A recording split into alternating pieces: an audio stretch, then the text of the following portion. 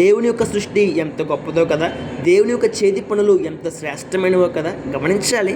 25 కిలోల బరువున్న ఈ చేప సుమారు 4 లక్షల ధర పలికిందండి. ఈ చేప అరుదైన చేప. ఈ చేప పేరు కచ్చిడి అంటారు. ఇది కాకినాడలోని మత్స్యకారుల వలకు చిక్కింది. ఈ చేపలో ఔషధ గుణాలు ఎక్కువగా ఉంటాయట, అందుకే ఇంత ధర పలికిందని అక్కడ మత్స్యకారులు చెప్తూ ఉంటారు.